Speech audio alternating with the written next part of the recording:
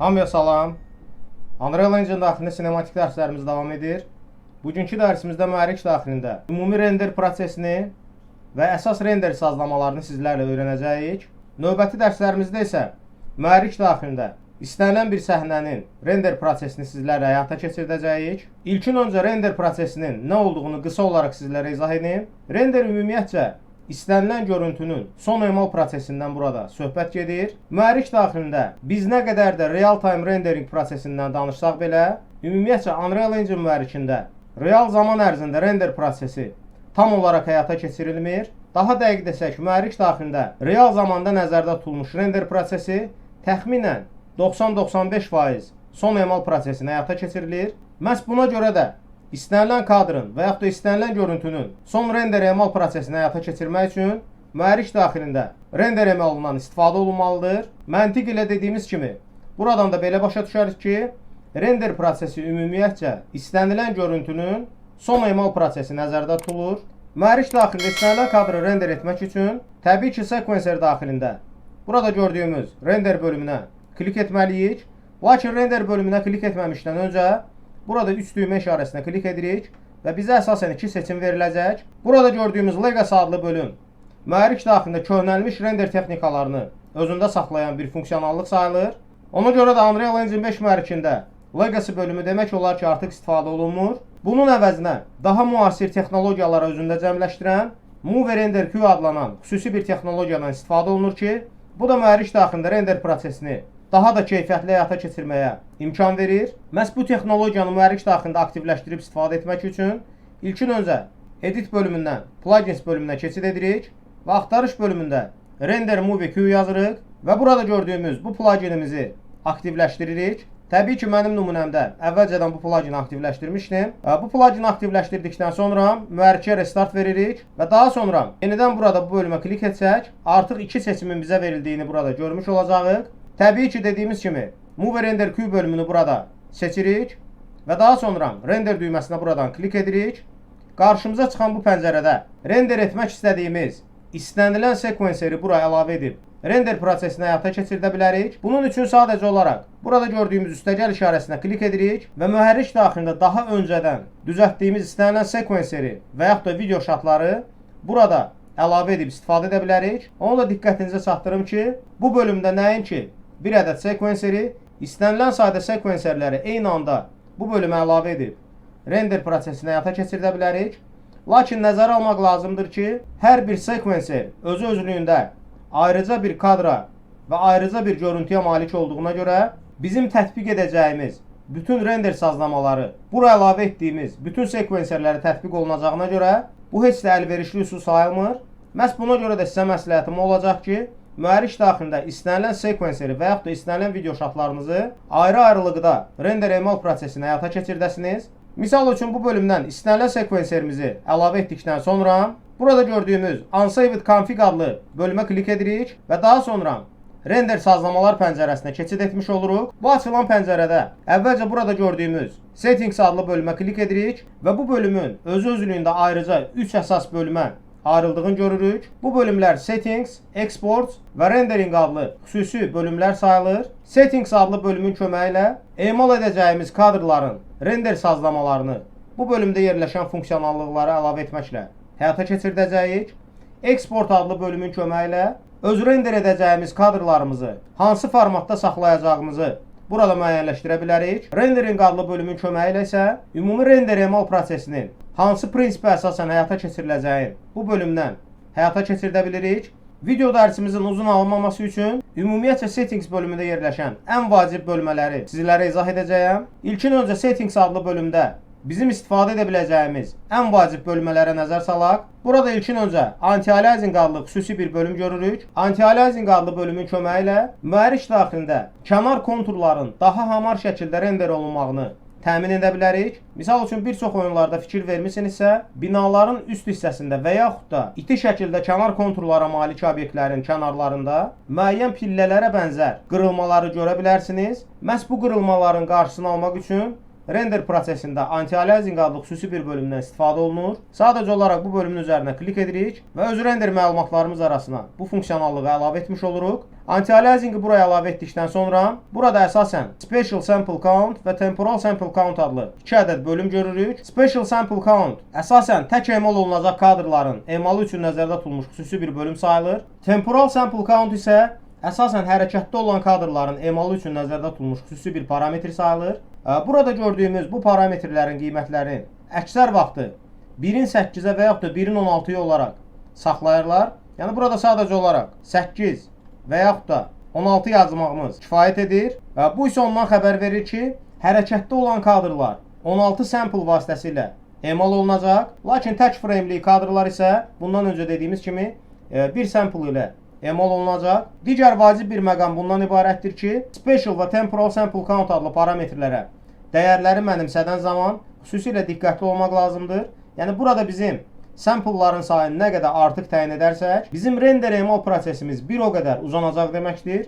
Bunu da xüsusilə diqqətə almaq lazımdır. Növbəti settings bölümündə ən vacib bölmələrdən biri Console Variables adlı xüsusi bir bölümdür. İstənilən kadrları emal edən zaman Console Variables adlı funksiyonallığı da buraya əlavə etməyimiz olduqca vacibdir.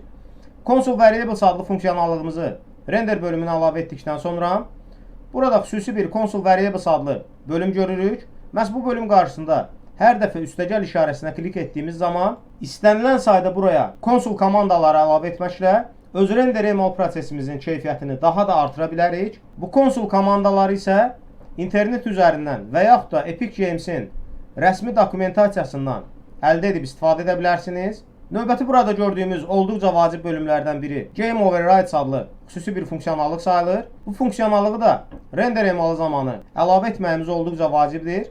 Lakin burada gördüyümüz Game Overrides adlı xüsusi bölümü buraya əlavə etdikdən sonra Details bölməsində heç bir dəyişiklik etməyə ehtiyac olmur. Bütün dəyişiklikləri və bütün parametrləri olduğu kimi burada saxlayırıq. Game Overrides adlı bölümü buraya əlavə etməyimizdə əsas məqsəd ondan ibarətdir ki, biz bu bölümü render emal prosesinə əlavə etdiyimiz zaman bütün kadrlar və səhnədə istifadə etdiyimiz bütün modellər öz sıfırıncı lodlarını istifadə etməyə başlayır və bütün kadrlar ən yüksək keyfiyyətdə render olunmağa başlayacaq deməkdir. Ona görə də render emalı prosesi zamanı Game Overrides adlı bölümü buraya əlavə etməyimiz olduqca vacib bir məsələdir. Və dediyimiz kimi əlavə etdikdən sonra bütün parametrləri olduğu kimi saxlayırıq.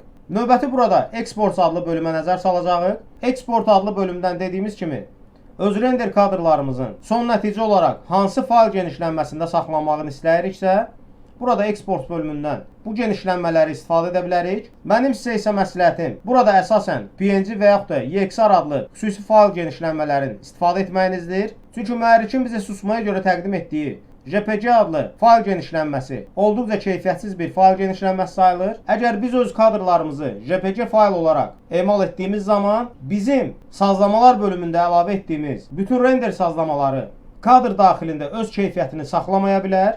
Məhz buna görə də ilkin öncə burada gördüyümüz JPG adlı fayl genişlənməsini Export bölümündən silirik. Bunun üçün sadəcə olaraq klaviaturada Delete düyməsinə klik edirik və daha sonra Export bölümündən dediyimiz kimi buraya PNG və yaxud da EXR olaraq iki fayldan birini əlavə edib istifadə edə bilərik. Ən optimal qayda isə təbii ki dediyimiz kimi PNG fayl genişlənməsini buraya əlavə edib istifadə etməyimizdir. Lakin render kadrlarınızın daha da keyfiyyətli və daha çox render məlumatını özündə saxlamağını istəyirsinizsə, bu zaman təbii ki PNG deyil, EXR olaraq buraya fayl genişlənməsini əlavə etməliyik. İstədiyimiz kimi buradan fayl genişlənməsini seçirik. Digər heç bir tənzimləməni etmək burada tələb olunmur. Lakin mühərrik daxilində ən keyfiyyətli kadrları nəinki EXR fayl genişlənməsi olaraq, eyni zamanda Apple ProRes adlı xüsusi bir fayl genişlənməsi ilə də istifadə edə bilərik. Bunun üçün sadəcə olaraq Edit bölümündən Plugins bölümünə keçid etməliyik və axtarış bölümündə sadəcə olaraq Apple ProRes yazırıq və burada gördüyümüz bu pluginimizi aktivləşdiririk və təbii ki daha sonra mühərrikə restart veririk. Bu əməliyyatdan sonra Settings bölümündə Export bölümü daxilində xüsusi bir Apple ProRes adında fayl genişlənməsini sizlərlə görmüş olacağıq. Məhz dediyimiz kimi mühərrik daxilində istənilən sekvenserlərin və yaxud da video kadrların daha yüksək keyfiyyətdə öz render məlumatlarını özündə saxlamağını istəyiriksə, mütləq şəkildə dediyimiz kimi EXR fayl genişlənməsindən və yaxud da Apple ProRes adlı fayl genişlənməsindən istifadə etməyimiz olduqca vacib bir məsələdir. Burada digər vacib bir məqam ondan ibarətdir ki, bizim seçəcəyimiz fayl genişlənməsindən asılı olaraq son nəticə olaraq render emal prosesinin müddəti daha da uzanacaq. Təbii ki, keyfiyyət burada daha da artacaq və eyni zamanda bu faylların yaddaşda tutduğu həcmi də olduqca kifayət qədər fərqlənəcək deməkdir.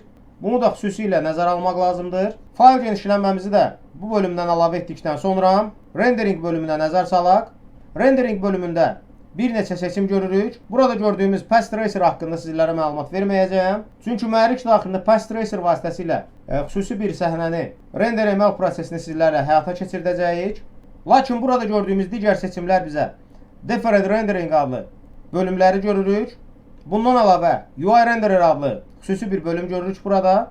Əgər mühərrik daxilində öz sekvenserimizi emal prosesini həyata keçirdəcəyimiz zaman istənilən widgetlərdən istifadə etmişiksə, yəni sadəcə olaraq ekranda müəyyən interfeyslərdən istifadə etmişiksə, bu zaman mütləq şəkildə render emal prosesi zamanı UI Renderer adlı bölümü bu bölümə əlavə etməyimiz olduqca vacibdir. Yox, əgər interfeys elementlərindən burada istifadə etməmişiksə, UI Renderer bölümünü bura əlavə etməyimiz vacib deyil.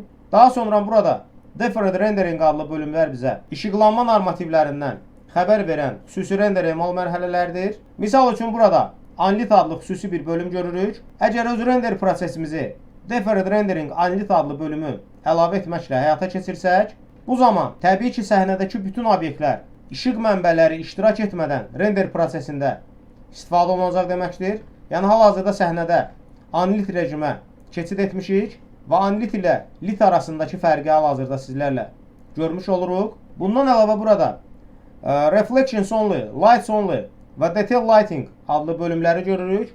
Bu bölümlər də dediyimiz kimi bizim etdiyimiz seçimdən asılı olaraq səhnədə bütün əks olunmanı və yaxud da sırf işıqlanmanı və yaxud da xüsusilə detalizasiyalı şəkildə işıqlanmanı render etmək üçün istifadə olunan ayrı bir bölümlər sayılır. İstənilən şəkildə burada bu seçimlərdən birini əlavə etməklə mühərrik daxilində render prosesini həyata keçirdə bilərik. Lakin susmaya görə təbii ki, burada Deferred Rendering adlı bölümdən istifadə olunur. Bu bölümdə də demək olar ki, heç bir dəyişiklik etməyə ehtiyac qalmır. Sadəcə olaraq burada son olaraq Output adlı bölümə nəzər salacağıq. Output adlı bölümə klik etdiyimiz zaman mühərrik daxilində render etdiyimiz bütün kadrların harada saxlanacağını, bizim sekvenserimizi neçənci kadrdan neçənci kadra qədər emal prosesini həyata keçirdəcəyini və ümumiyyətcə hər kadrın ümumi ölçüsünü və digər məsələlərini Output adlı bölüm vasitəsilə həyata keçirdə bilərik. Misal üçün bu bölümdə Output Directory adlı xüsusi bir bölüm görürük. Burada 3 düyməyə klik etdiyimiz zaman öz kompüterimizin daxilində render kadrlarının hansı qovluq daxilində saxlanmağını bu bölümdən təmin edə bilərik. Daha sonra burada Output Resolution adlı bölüm vasitəsilə öz kadrlarımızın ölçüsünü burada təyin edə bilərik. Misal üçün öz kadrlarımızı 2K və yaxud da 4K ölçüyə malik olaraq render emal prosesini həyata keçirdə bilərik. Növbəti olaraq burada Custom Frame Rate adlı bölümü aktivləşdirdiyimiz zaman mühərrik daxilində öz render emal prosesimizi hər saniyədə neçə kadrının emal olunacağını burada göstərə bilərik. Misal üçün mühərrikin bizə təqdim etdiyi susma görə 24 FPS deyil, burada istədiyimiz şəkildə FPS göstəricilərini təyin edib istifadə edə bilərik. Və təbii ki, burada da nəzərə almaq lazımdır ki, FPS göstəriciləri artırdığımız zaman render emal prosesinin keyfiyyəti daha da artacaq və eyni zamanda analoji olaraq ümumi render zamanlamasının müddəti daha da uzanacaq deməkdir. Bunu da xüsusilə nəzərə almaq lazımdır. Daha sonra burada digər vacib bir parametrlərdən biri Custom Playback Range adlı xüsusi bir bölümdür. Biz bu bölümü aktivləşdirdiyimiz zaman mühərrik daxilində təyin etdiyimiz istənilən sekvenserin hansı kadrdan hansı neçənci kadra qədər emal olunacağını məhz burada bildirə bilirik. Misal üçün fərz edək ki, bizim hal-hazırda sekvenserimizin daxilində 0-cı kadrdan 300-cü kadra qədər bizim animasiyamız işləyir.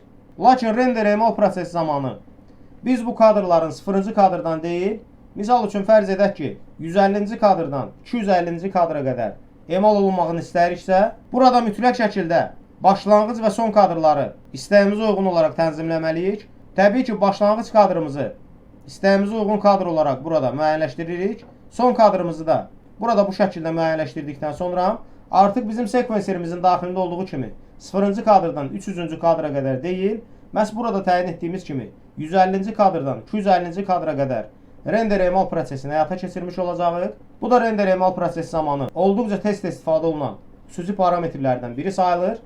Məhz bununla da mühərrik daxilində ümumi render prosesinin və əsas render sazlamalarını sizlərlə öyrənmiş oluruq. Dediyimiz kimi iləride bizi daha da maraqlı dərslər gözləyir. Kanalımıza abunə olmağı və videolarımızı bəyənməyi unutmayın. Bugünkü dərsimiz bu qədər. Hamıya uğurlar.